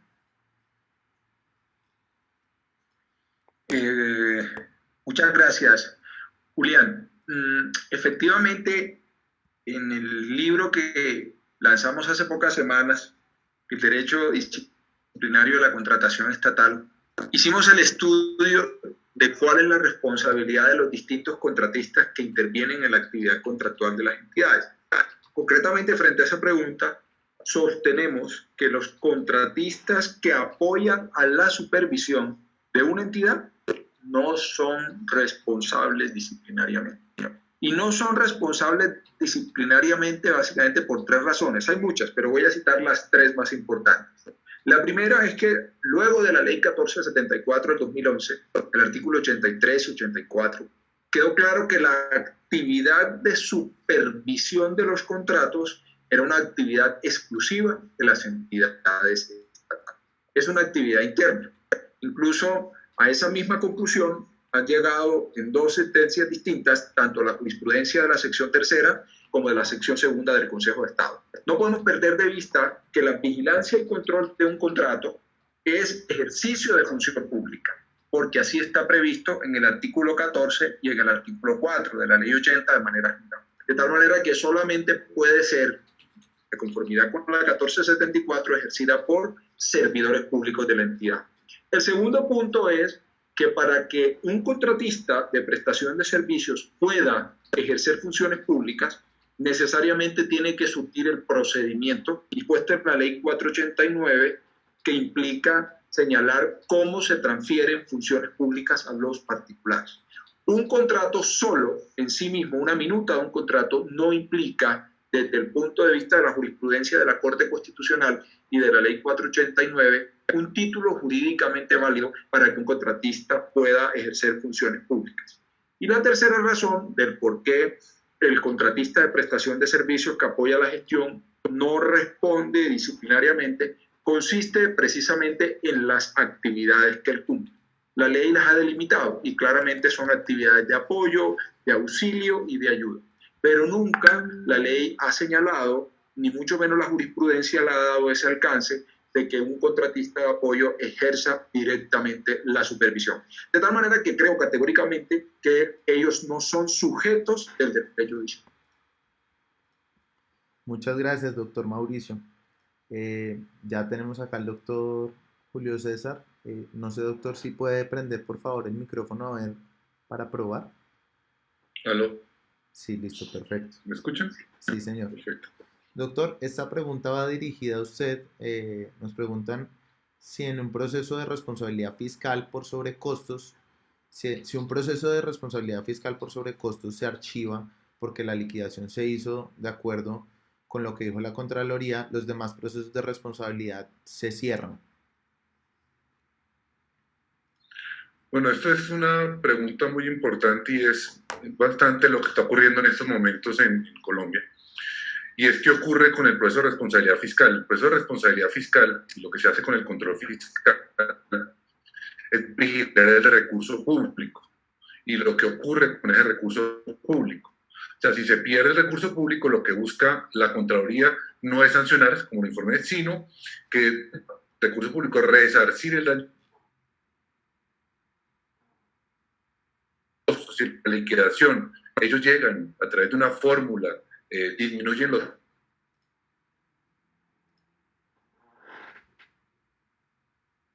Doctor Julio, no sé si me escucha, pero la red se le volvió a colgar.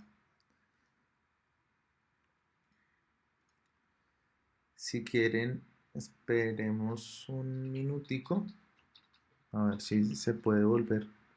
Si no, si les parece, formulo una nueva pregunta mientras el doctor Julio César vuelve a poderse conectar. La señal le está fallando un poquitico.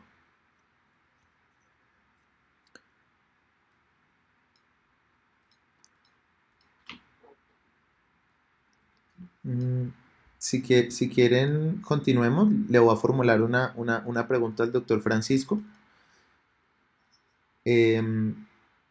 Por aquí nos preguntan. La pregunta puntualmente es si se están imputando cargos de peculado por apropiación a contratistas del Estado y que se puede ampliar acerca de ese tema y si los otros delitos se harían dentro de la contratación. No sé, mejor dicho, puntualmente acá la pregunta es si el peculado por apropiación se le puede endilgar a los contratistas del Estado. Claro.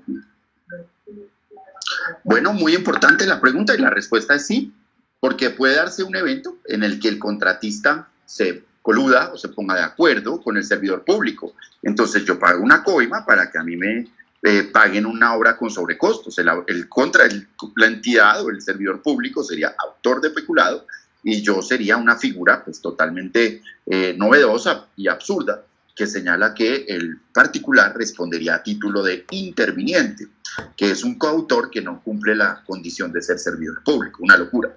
Entonces sí, puede serlo a título de determinador, puede serlo a título de interviniente, puede serlo a título de cómplice, cuando por ejemplo a mí me consignan los dineros del soborno en mi cuenta, pero cuando yo como contratista tengo una función pública esencial, pensemos en el contrato de suministro, donde a mí se me entrega alimentación escolar o se me entregan elementos para las comunidades en la pandemia del COVID, se me entregan los tapabocas, lo que sea.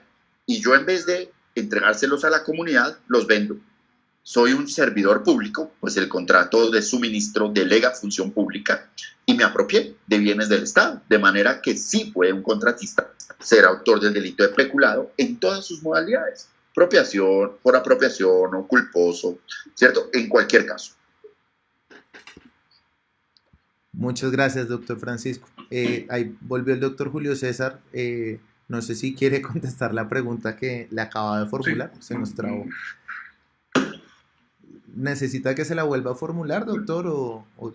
No, simplemente era para cerrar el punto de decir que porque se cierre el proceso de responsabilidad fiscal, porque se llegó a un acuerdo en la liquidación, no significa que se cierren los otros procesos de responsabilidad, ni penal ni disciplinaria, porque son independientes y cada uno tiene sus propios análisis.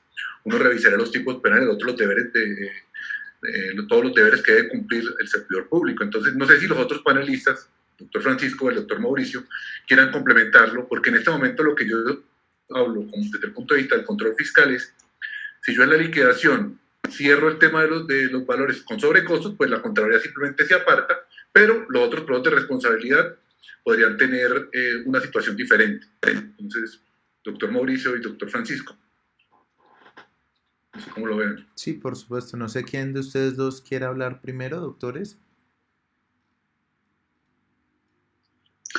No, doctor Mauricio, por favor, su señoría, aquí no. Y fundamentalmente es importante tener claro que desde el punto de vista disciplinario hay una falta disciplinaria gravísima que está dirigida precisamente a castigar aquellas conductas que desde el escenario de lo disciplinario impliquen que la administración pública dentro de la actividad contractual y concretamente los servidores públicos intervienen a través de un acto contractual en detrimento al patrimonio público. La responsabilidad en ese caso, planteada desde el punto de vista disciplinario, no necesariamente estaría atada a la decisión que se dé en el marco del proceso de responsabilidad fiscal. Pero sin duda, la consecuencia obvia de que la Contraloría cierre o técnicamente dicte un fallo, digámoslo así, de sin responsabilidad fiscal en contra de un servidor público por una actuación contractual, de una u otra manera tiene que tener un valor especial dentro del proceso disciplinario. Pero eso no necesariamente implica que el operador disciplinario tenga que atarse a los resultados del proceso que se da en el marco del proceso de responsabilidad fiscal, entre otras cosas por la naturaleza misma del proceso de responsabilidad fiscal. Ahora, yo creo que, repito, esas pruebas que fundamenten la decisión del operador fiscal para liberar de responsabilidad a ese servidor público tienen que tener un efecto en el proceso disciplinario, pero necesariamente la Procuraduría, la Oficina de Control Interno Disciplinario o la Personería también tendrá que tener una carga mayor, digámoslo así, para tratar de demostrar efectivamente la ocurrencia de la falta disciplinaria. Recuerdo un caso muy concreto que falló el Consejo de Estado hace casi año y medio, donde precisamente se estaba investigando un tema de un sobrecosto por un asunto derivado de una contratación de suministro de medicamentos en una empresa social del Estado, en un hospital público. Evidentemente lo que hizo la Procuraduría fue a través de la Dirección de Investigaciones Especiales, hicieron unas solicitudes de cotizaciones, hicieron unos exámenes muy de fondo del comportamiento del mercado y llegaron en el proceso disciplinario a demostrar que efectivamente se habían producido unos sobrecostos importantes. Además que le quedó fácil al operador disciplinario en ese caso porque hubo un cambio abrupto del proveedor de esos medicamentos. Y ese cambio abrupto de una u otra manera estuvo acompañada precisamente con unos análisis, con unas consultas de precio de mercado que decían todo lo contrario. Y aquí hay que tener algo claro. La mejor manera para que los servidores públicos se protejan de la responsabilidad fiscal, de la disciplinaria y estoy seguro que también de la penal, por lo menos en lo que tiene que ver con el análisis del aspecto económico del contrato, es definitivamente haciendo unos buenos estudios de precios del mercado. Lógicamente en condiciones normales, porque hay otras condiciones excepcionales donde esas reglas de una u otra manera se flexibilizan y la responsabilidad tiene que operar ahí de otra manera. Pues sí, oye uno a una autoridad como el doctor Mauricio, que además se presentó hace poco una obra maravillosa sobre el derecho disciplinario, que me la disfruté muchísima, Y uno, pues aquí como penalista, sí no sabe qué pensar, porque es que, primero, los procesos fiscales y los procesos disciplinarios no se trasladan al proceso penal. Todo ese ejercicio, toda esa carga, ese esfuerzo que hace el Estado a través de la Contraloría y de la Procuraduría por investigar un hecho, cuantificar el daño, no tiene ninguna validez dentro del proceso penal. Imagínense que para que eso se apruebe dentro del proceso penal, nos toca ir y leer la totalidad del expediente dentro del proceso penal. Entonces, la decisión fiscal o la decisión en materia disciplinaria, pues no tiene más que un elemento más de juicio para el juez penal. Es un elemento más a considerar, del cual, por supuesto, puede apartarse, lo cual genera el efecto absurdo de que en un mismo caso, para la Contraloría hubo un detrimento patrimonial, pero para el juez de la República no.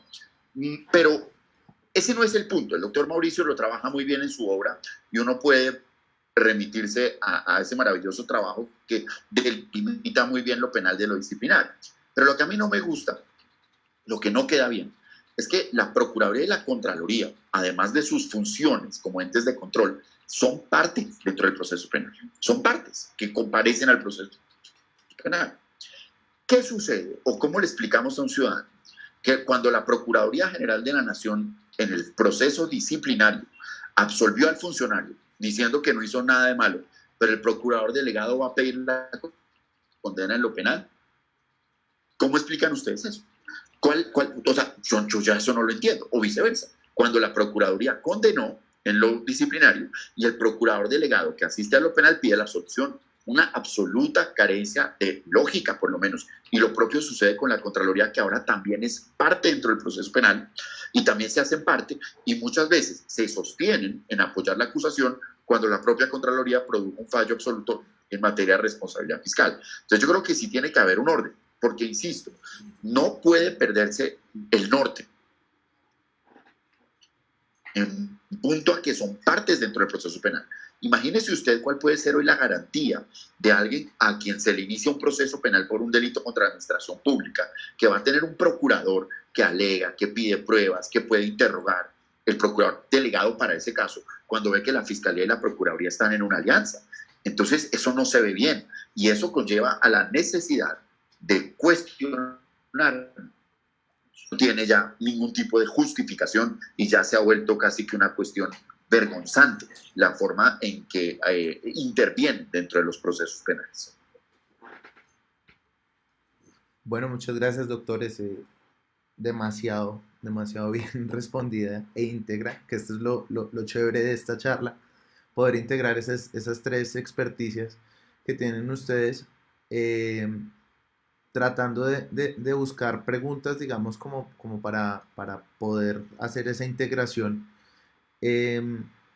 Por aquí vi unas preguntas, digamos, que reiteradamente están preguntando una situación que nos está pasando en la actualidad, que por el lado del doctor Julio César se ha estado exponiendo en varios videos, en varias conferencias, que es puntualmente lo que tiene que ver con la urgencia manifiesta y cómo se expresa en tiempos de COVID y cómo ha cambiado la noción según la postura del mismo doctor Julio César, eh, pasando de decir que en un tiempo fue urgencia manifiesta, pero que en este momento pues ya entra a ser pues nuestra normalidad. Entonces, digamos, mucha gente lo pregunta desde el punto de vista de que cómo se están vulnerando los principios de la contratación basados en esa causal de la urgencia manifiesta, pero más allá de eso yo quiero o me gustaría pues que cada uno diera su perspectiva desde cada una de las responsabilidades, porque creo que es un tema bastante vigente y es un tema que de hecho, hablando de estas tres responsabilidades, ha sido lo que ha reunido mediáticamente Contraloría, Fiscalía y Procuraduría, teniendo a sus máximos entes, Procurador, Contralor y Fiscal General de la República y de la Nación, en el ente mediático. Sí me gustaría de pronto que pues los tres me dieran, digamos, o nos dieran a los asistentes, pues sus nociones acerca de esa contratación directa, de esa urgencia manifiesta y de cómo puede el COVID manifestarse en cada una de esas responsabilidades como un atenuante o una justificación, por así decirlo. No sé quién de los tres quiera de pronto opinar acerca de este tema. Doctor Julio César, de pronto que usted es el que más ha manejado esta postura.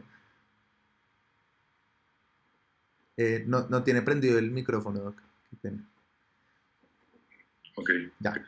He tenido muchos problemas ahorita con las comunicaciones y con la tecnología. Parece que hay una falla nacional, no he podido en este punto, pero a ver si logré por el celular conectarme.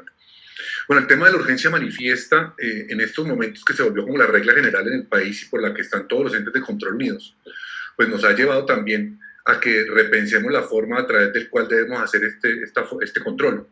El primer control que está entrando, y está entrando pues de manera muy fuerte y que lo tiene que hacer de manera obligatoria, es la Contraloría General. Y la Contraloría General lo que está determinando en una primera etapa, que no lo ha desarrollado completamente, es el control de legalidad, pero le ha metido mucho más énfasis a lo que ha sido sobrecostos y en la ejecución del contrato, muy metido en el tema de calidad y cantidad. Entonces, los entes de control, o sea, principalmente voy a referirme a Contraloría, que hay dos grandes expertos en los otros temas, simplemente me voy a referir al tema del control fiscal.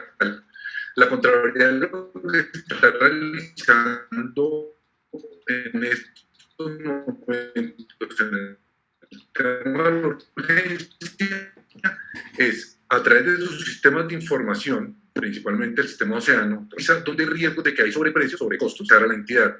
Hemos tenido, pues, y he revisado, como lo hizo el doctor Francisco Bernate, que con una sola cotización están diciendo es el precio del mercado. Pues no es así. Yo he visto actuaciones de entidades en las cuales se observa unas condiciones del mercado, un trabajo bien hecho, y que la Contraloría de todos modos revisa, hace una cotización en un punto y determina que hay un sobrecosto. Pues ahí yo creería que no hay, aquí lo que hay que determinar realmente qué fue lo que hizo ese operador contractual en ese momento para determinar en oferta y demanda el valor del bien, el servicio o la obra. O sea, pero en ese momento exacto, ¿cuál fue su actuación? Oiga, le pregunté a 3 grandes superficies, comparé con el CIPSA, contraté por la media y la baja. Analizado eso, pues la Contraloría tenía que determinar, como un ente de revisión del manejo del recurso público, decir, está bien realizado y debería pues no abrir proceso de responsabilidad fiscal.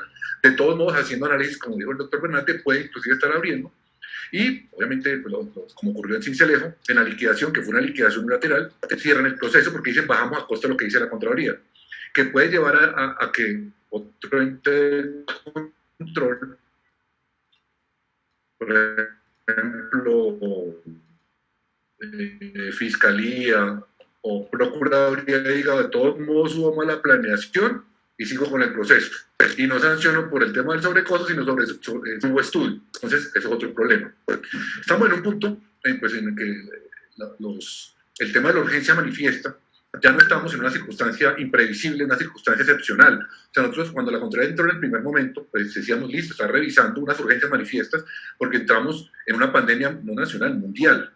Pero ahora estamos en una nueva realidad, estamos viviendo en el COVID y estamos no saliendo, una economía diferente.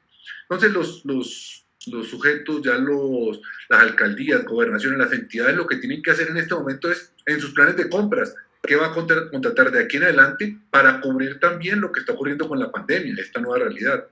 Todos los contratos que van a realizar, ¿qué ocurre con los riesgos? Que incluyamos riesgos asociados a la pandemia, posibilidades de que procesos de obras porque el gobierno nacional lo diga. Esos son riesgos que se vuelven previsibles en este momento. Entonces, el tema de la urgencia manifiesta por encontrarnos en COVID-19, en una pandemia, tiene que irse disminuyendo cada vez más para ir entrando a una planeación a la contratación, pues a la planeación absolutamente en todo, pero en el caso contractual es que vamos a contratar y que esa contratación, esas licitaciones, incluyan también las circunstancias para cubrir riesgos relacionados con el COVID. Gracias, doctor Julián. Muchas gracias, doctor Julio César. Yo no sé si el doctor Mauricio o el doctor Francisco tengan ganas de pronto de complementar acerca de este tema. Es un tema pues bastante interesante y bastante vigente, eh, por decirlo así. En un momento que acá tengo la...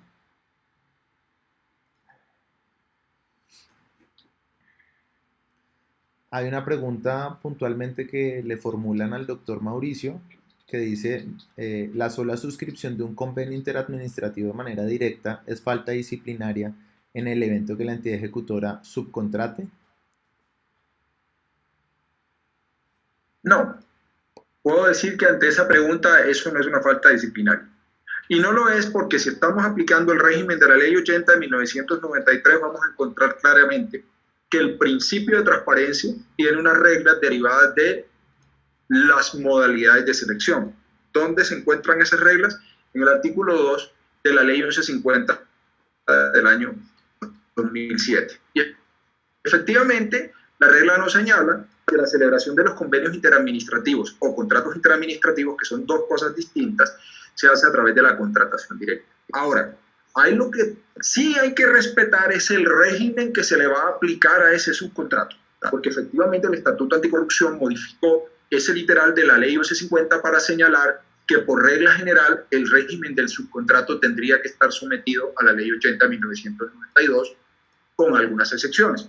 Entonces te diría que efectivamente en ese caso específico no debería haber, por lo menos desde el punto de vista de la tipicidad, una falta disciplinaria. Muchas gracias, doctor Mauricio. Yo creo que ya para ir redondeando y pues respetando también el tiempo de los mismos panelistas, les formula la última pregunta, doctor Bernate, y también la formulan al doctor Mauricio. Dicen, la función de control y vigilancia del delegante implica que el funcionario que delega revise documento por documento en cada una de las etapas del contrato, o de lo contrario se volvería un responsable penalmente. Es puntualmente para el doctor. Sí, perfecta la pregunta, una gran pregunta además, porque ahorita que oía la explicación del doctor Mauricio, pues veía yo el trecho inmenso que separa a un administrativista, a un profesor de derecho administrativo como el doctor Mauricio, de un penalista como yo. Cuando formularon la pregunta yo dije, oiga, sí es una violación del principio de transparencia. Y me saca el artículo de la ley 1150 y yo digo, no tenía ni idea de que existía ese artículo. Y debo decir que ejerzo en estos temas hace 20 años. Hace 20 años y nunca había oído eso. Me parece terrible que los abogados penalistas le hayan metido la mano a la contratación pública cuando no se trata de actos de corrupción, porque precisamente nos pone de presente este tipo de eventos, como nosotros desconocemos la magnitud normativa de esto, los regímenes especiales, las interpretaciones particulares de un contrato. Entonces, eso nos lleva precisamente a situaciones como la que tú comentas, en las que para un penalista, quien celebra un contrato estatal, prácticamente debe ser un auditor de documento a documento. Le endilgan el no haber llamado a verificar cada una de las certificaciones que se presentaron en su momento. Le endilgan el no haber revisado los estados financieros.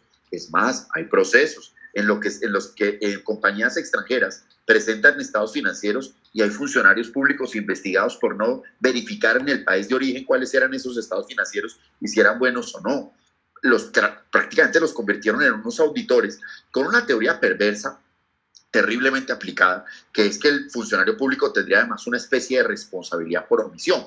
Entonces construimos un superfuncionario que es contratista experto en derecho administrativo, le endilgamos su experiencia, le endilgamos sus capacidades, incluso en encargos les decimos, usted tiene que conocer el régimen contractual perfecto porque tiene tanta experiencia, vamos aumentando el baremo y eso conlleva a esa barbaridad. Desde el punto de vista penal, sí he visto esas imputaciones. Es que usted no revisó la vigencia de la póliza, es que usted no revisó un documento si era verídico o no, usted en la audiencia de adjudicación no. Y eso ha llevado a una perversión total del sistema. Si algún día yo llego a ser contratista, yo voy a la audiencia con un abogado como Julio César o como el doctor Mauricio, como el doctor Julián, experto en contratación, ¿Con quiénes se está yendo a las audiencias hoy en día? Con el penalista. ¿A qué? A meter miedo, a gritar, a meter a los medios, a amenazar a todo el mundo con que todo el mundo sea preso. Y la fiscalía haciéndole el juego a eso, precisamente. Ahí es donde viene todo mal. Yo creo que no. Quien como funcionario está contratando no tiene por qué auditar los documentos porque en materia penal existe el principio de confianza. Y eso no es el principio de buena fe, es que yo solo respondo por infracción a mi rol, y mi rol lo determina mi manual de funciones, y si mi manual de funciones no dice que yo soy auditor, pues no soy auditor, y si en el manual de contratación de la entidad no está claro que yo deba auditar, pues no debo auditar. El rol está muy bien delimitado, y si yo tengo un concepto de un abogado prestante, como el doctor Mauricio, como el doctor Juliano, como el doctor Julio César, que me avala esa contratación, la responsabilidad penal se acabó, porque yo actúo en principio de confianza, no es que no haya dolo, es que la conducta no me es imputable a mí. Cuando obramos con el concepto de un asesor, cuando confiamos en los documentos, cuando confiamos en determinado momento en una postura. El problema es que los penalistas de contratación no sabemos. Y el problema es que no solo no sabemos, no vamos a aprender de contratación. Entonces, bajo ese supuesto, se están generando condenas que ustedes desde el punto de vista administrativo dirán, ese contrato estuvo bien celebrado. No entiendo por qué está todo el mundo preso. Y sobre todo, contratos donde no se han verificado actos de corrupción. Por eso, la lucha que tenemos que dar es que se penalice los actos de corrupción, donde se demuestre que hubo un acto de corrupción, no en aquellos casos donde haya la mera infracción de un deber. Para eso está el derecho disciplinario, pero no vamos a mandar a la gente presa, porque lo que dice el doctor, hombre, es que usted no verificó, la policía no llamó a verificar, le metieron un papel falso. Pues es que yo no soy el auditor, el que cometió el delito fue el que falsificó el papel y punto. Entonces, eso es muy importante.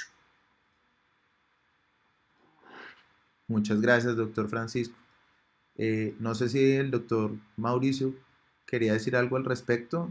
No, listo. Muchas gracias, doctores. Pues para no extenderlos mucho más y respetando pues el tiempo de todos ustedes, les agradezco. Eh, Les agradecemos pues también a todos los asistentes. Esta charla pues ha sido grabada y la compartiremos por redes sociales. Eh, Muchas gracias, doctor Francisco Bernate. Muchas gracias, doctor Mauricio Rodríguez. Muchas gracias, doctor Julio César Cárdenas. Para mí, todo un honor que me hubieran dejado moderar esta charla con tan alto nivel de panelistas. Y muchas gracias a todos por asistir. Muchas gracias. Muy bien. Muchísimas gracias.